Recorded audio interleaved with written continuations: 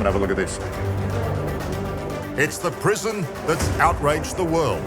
You don't cry a tear for them at all. No. Trumpeted by the American president as the ultimate deterrent to what he calls criminal immigrants. These are animals. Tonight, we go inside El Salvador's brutal Supermax jail, where they throw away the keys. You guys all gang members? Yeah, all gang members. As their government's merciless measures brings the White House calling. We're getting them out by the thousands. But is Trump finally taking things too far? They are committed to cruelty and brutality. Hello, I'm Michael Usher and welcome to Spotlight. When El Salvador's mega prison opened 2 years ago, it was quickly deemed one of the most brutal in the world. Human rights groups say being imprisoned there is akin to the death sentence. But for Donald Trump, the jail is one big opportunity, a solution, he says, to America's influx of criminal immigrants. The US president has already relegated hundreds there and is vowing to send more. Reporter Liam Bartlett goes inside the controversial prison.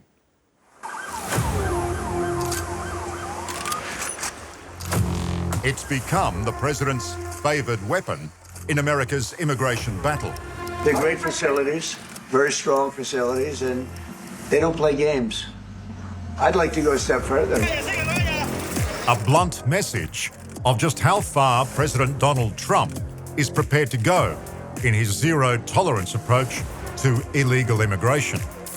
When you look at them and you look at the crimes that they've committed. They hit people with baseball bats over their head, and if they rape 87-year-old women, absolute monsters. You know, let them be brought out of our country, let them live there for a while, let's see how they like it.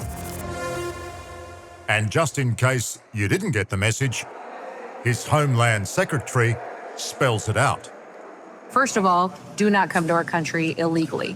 You will be removed and you will be prosecuted. But know that this facility is one of the tools in our toolkit that we will use if you commit crimes against the American people.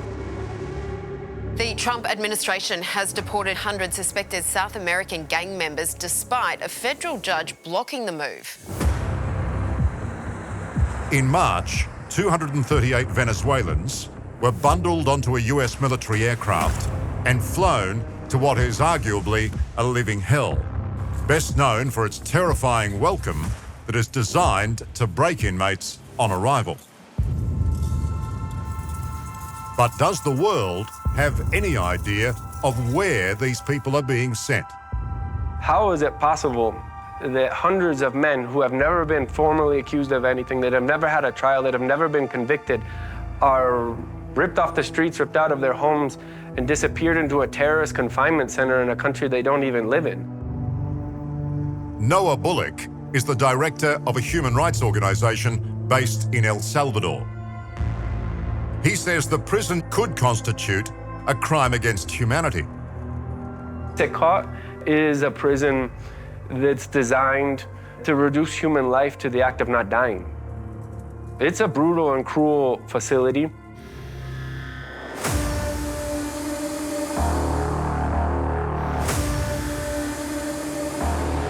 We've been given rare access to what Salvadorians call CECOT, the Centre for the Confinement of Terrorism. It's billed as the most secure and heavily guarded of any jail ever built. For the up to 20,000 inmates currently detained there, this will be their reality for decades to come.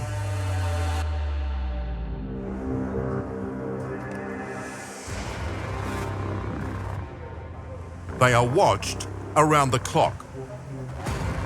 Guard towers, banks of closed-circuit camera surveillance. It's a modern take on medieval justice.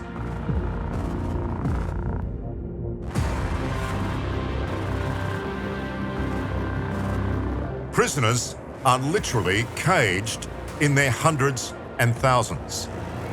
And for good measure, there's state-of-the-art mobile interference technology to ensure their isolation is complete. would have thought a developing country where a third of the population live in poverty would prove to be global masters of incarceration? There's 4 cell blocks in this place. This is cell block 3, or what they're calling maybe the toughest prison in the world. Come and have a look at this. What's this? No?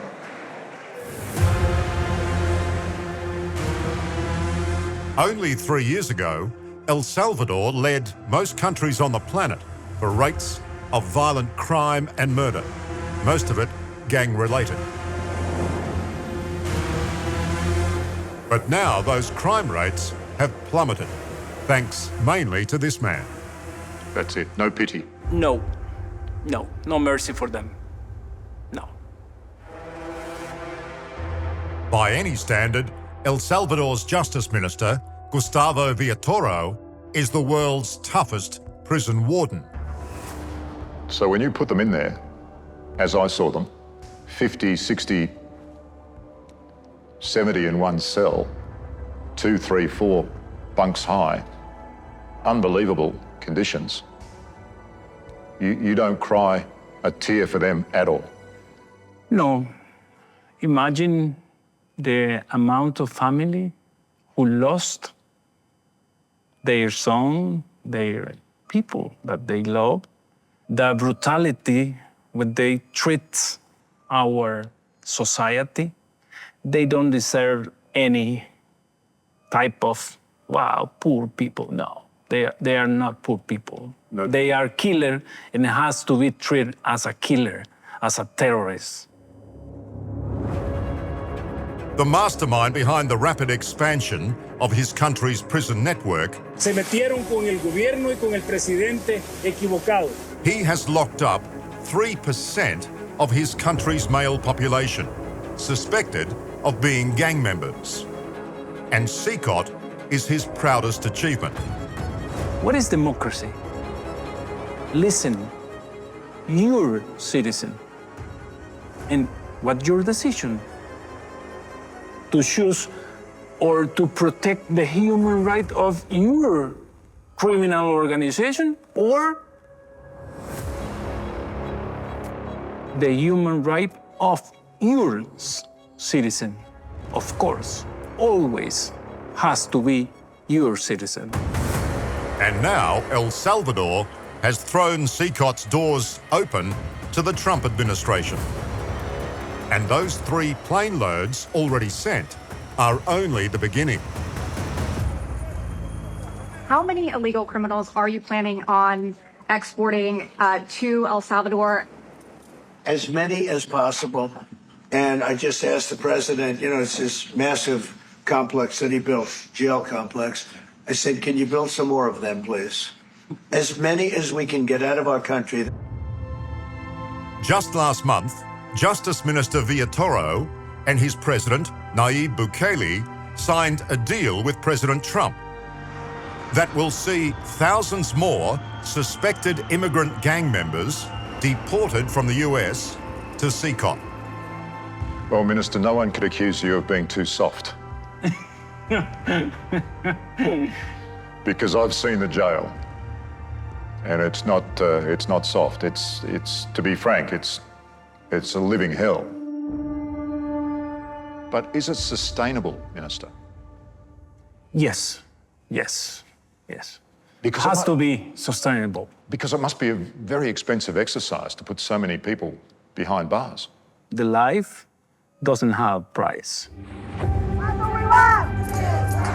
The US roundup of alleged criminals included many who had a legal right to be in the United States. And at least one man the Trump administration admits was wrongly targeted, Abrigo Garcia. Maryland man and husband and father, whom the Trump administration admits was mistakenly deported to that prison in El Salvador. I believe that they are committed to cruelty and brutality. There are 85,500 Salvadorans who have been detained under the state of exception. And they have been held in other maximum security prisons, subjected to systematic acts of torture, denial of food, water, and according to our organization's investigations, over 380 of them have died by the consequence of torture, and it's probably many more.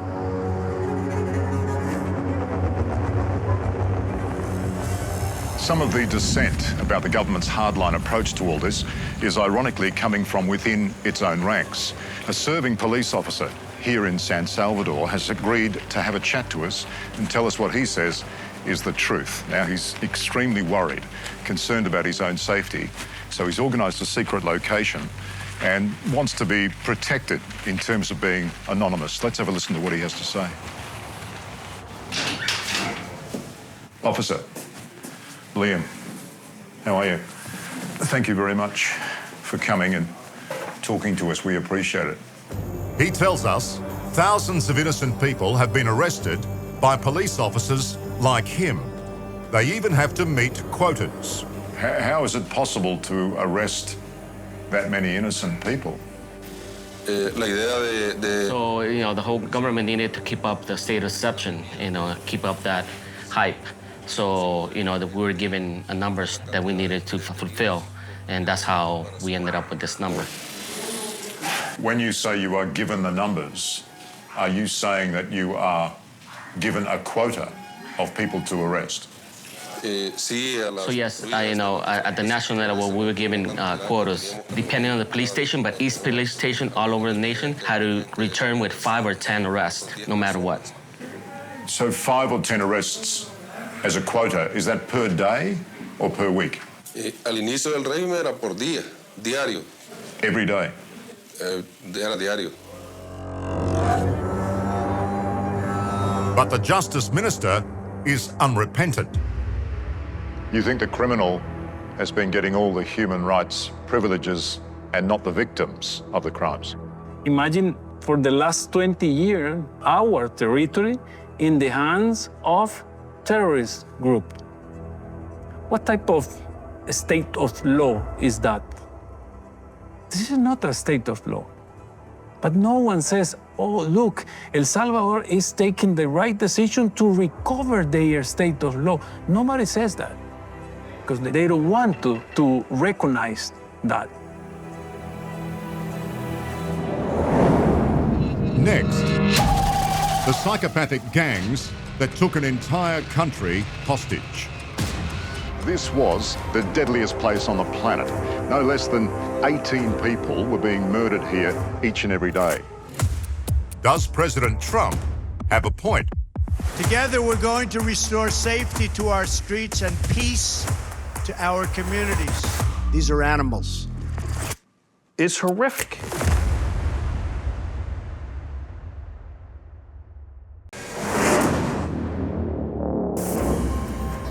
March 26, 2022. A date that has gone down in El Salvador's already violent history as Bloody Saturday. The day El Salvador's gang crisis reached its crescendo. When the gangs were running these streets, this was the deadliest place on the planet. No less than 18 people were being murdered here each and every day. Think about that. A country with a population the size of Sydney, we're losing 18 citizens each day to murder. And then 2 years ago, the final straw. Over one weekend, some 87 people were killed in gang-related violence. And that's when the president said, enough is enough. President Nayib Bukele declared war on the feared MS-13 and Barrio 18 gangs, ordering police and the military to round up suspected members and their associates by the thousands. And the president's anti-gang crusade continues to this day. There are daily street patrols. We're off? Yes. Arresting suspects without a warrant is the new normal. They're not built for tall people. Okay. This is all part of their search and seizure operations, and a big part of the president's strategy is to have the military involved along with the police so that if anything untoward happens, obviously they've got the hardware to be able to make sure everybody's safe.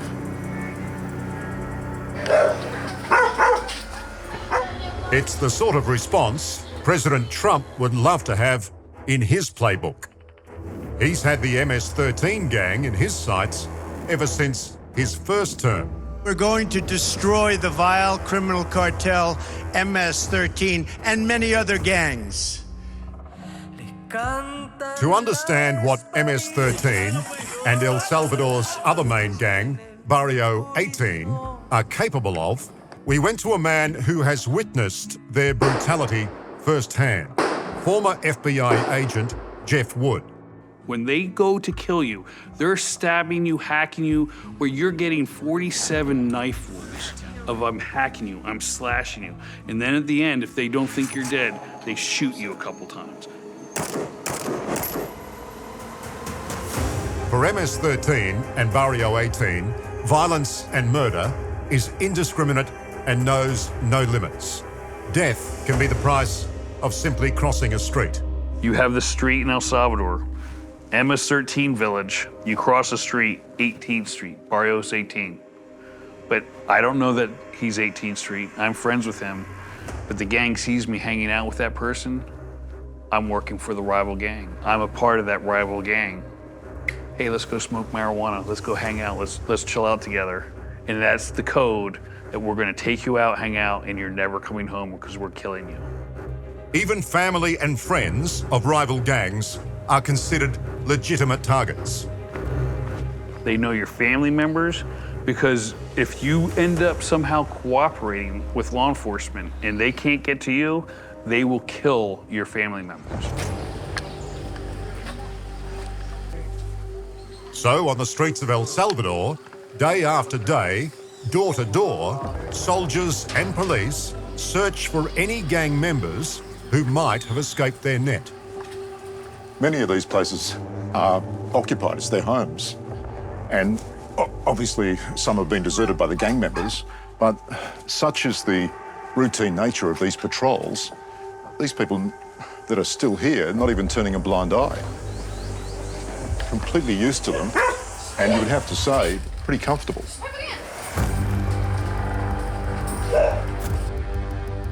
There are checkpoints going into every neighborhood.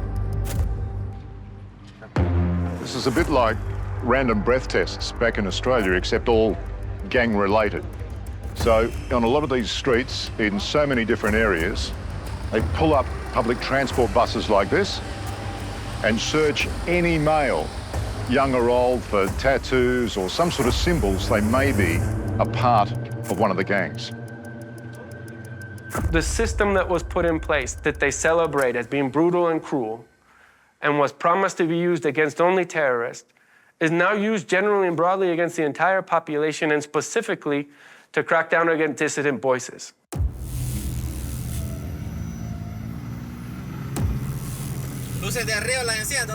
Almost every young man with any affiliation to the gangs is either imprisoned or has fled the country. The occasional burst of violence is met with a full-scale military response. This is the latest crime scene in this particular neighbourhood. Young girl's body, just 7 years of age, discovered here this morning. And as you can see, the crime scene's still roped off and the police have an armed guard at the point of where they found the young girl's remains today. And the response, as with every murder here, whoever the victim is an immediate sweep of the neighbourhood. Every man, even boys, are treated as suspects and often taken away, like this local woman's teenage son. So they were just doing a clean sweep of the neighbourhood? Yes. And they assumed that your son and all the other men were gang members? So this can happen to any young man around here that they suspect could be a gang member? With the males, they're hard looks, and if they want to take you, they take you. And they all end up here, in El Salvador's infamous Seacot prison, with little hope of release. All these blokes are members of one of either two gangs, MS-13 or Barrio 18. And for that privilege, they are facing a sentence of 60 years inside these walls. To the El Salvador government, these are the worst of the worst. According to the country's justice minister, Gustavo Villatoro, these men are terrorists. This is a special difference between other type of terrorism in different regions around the world. To be part of MS or 18th Street, you have to kill someone. This is the initiation. You think they deserve what they get? Some country ask us about rehabilitation for them. No rehab. No, they are serial killer. You guys all gang members? Yeah, all gang members. MS-13, With one inmate to every square metre, few Americans would realise that this is the fate awaiting all those deported by President Trump. Christy, could you maybe say a couple of words about the border, how we're doing? You know, it's just been absolutely phenomenal what a great leader can do. Clear direction, our laws matter. We just need to get the criminals and murderers and rapists and dangerous gang members and terrorist organizations out of our country. So, Mr. President Bukele, we thank you very much for your partnership.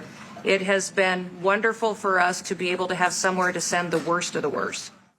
Well, that is how the President Trump and President Bukele phrase this whole situation, don't they? As a fight against terrorists and the sort of the ongoing war against terrorism. Do you think it's terrorism? My own experience, I've lived in El Salvador for 20 years. That's half my life.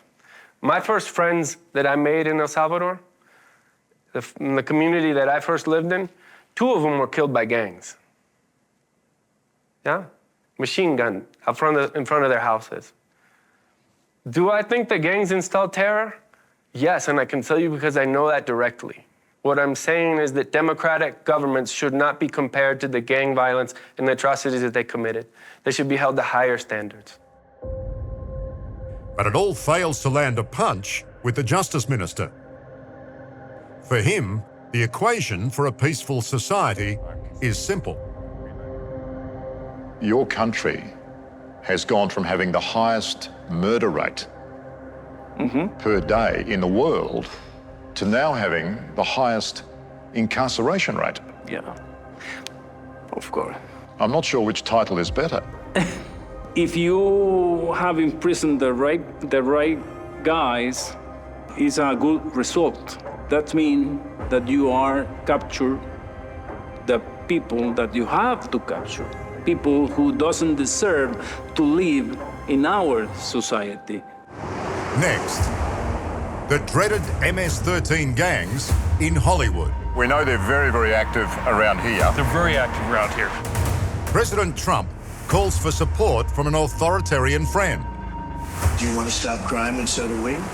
Is this the ultimate solution to America's gang problem? Every last one will be rounded up and forcibly removed from our country.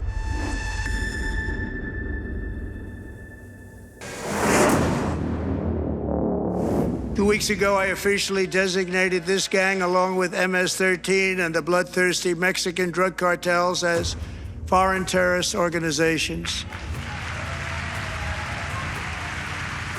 They are now officially in the same category as ISIS, and that's not good for them. Countless thousands of these terrorists were welcomed into the U.S., but now every last one will be rounded up and forcibly removed from our country. In his war against the Central and South American gangs who've brought their violence and brutality to America, President Donald Trump fired his first shot in his first term. Together, we're going to restore safety to our streets and peace to our communities. And we're going to destroy the vile criminal cartel MS-13 and many other gangs. These are animals. Donald Trump once described these people as true animals. Yes. We know that President Trump likes a good adjective. He loves a good adjective, and he took a beating in the press. He took a beating with the Democratic Party for making that statement. Could you clarify the context of your use of the word animal yesterday? When the MS-13 comes in, when the other gang members come into our country, I refer to them as animals. And guess what? I always will. What he said was absolutely right. Everything he said was true. The next day, one of the targets of my investigation was sentenced to 35 years in prison. And his name was Animal.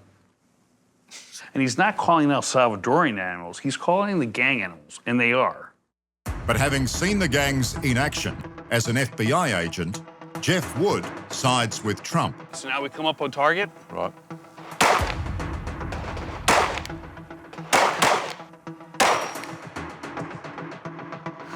I come out here, I shoot, I practice because I want to make sure when I pull that trigger, the bullet's going where I want it to go. The former FBI special agent is responsible for the largest takedown of the infamous MS-13 gang in US history. In a single operation in late 2016, Wood arrested 61 gang members for crimes ranging from drug trafficking to murder. In all those years dealing with the gangs, all those threats, how many times would you have had to draw the weapon to try and negate the threat? When I was on the streets, I would say at least once a week I was pulling my weapon to address a threat. Once a week? Once a week.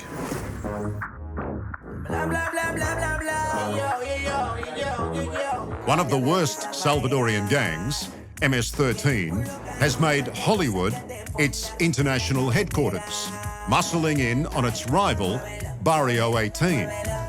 So FLS on that tag is this area. It's this area. This it's sort of a chapter. Hollywood type, it's one of the Hollywood cliques, Right. Hollywood chapter here of MS-13. It's the way the gangs mark their territory. You look across the street, there's more MS-13, more 18th Street tagging, and again, you're seeing crossouts. MS-13 crossed out, 18th Street crossed out. They're fighting over this turf, and it's the way we go, you have an MS-13 and an 18th Street problem. So we know they're very, very active around here. They're very active around here. Today, MS-13's US membership alone has grown to more than 10,000, operating in 42 states. And Special Agent Wood says it's often new arrivals from El Salvador who are leading the brutality. You must participate and kill 5 people to become a homeboy. And once you're a homeboy, you're a full-fledged gang member. You have full rights to everything that the gang. You are now in the gang. New recruits, however young, are expected to commit murders in order to rise in the ranks. To increase their kill count, teenage gang members often resort to random attacks. By the age of 15 years old, you have serial killers as full-blown gang members because they've killed at least 5 people.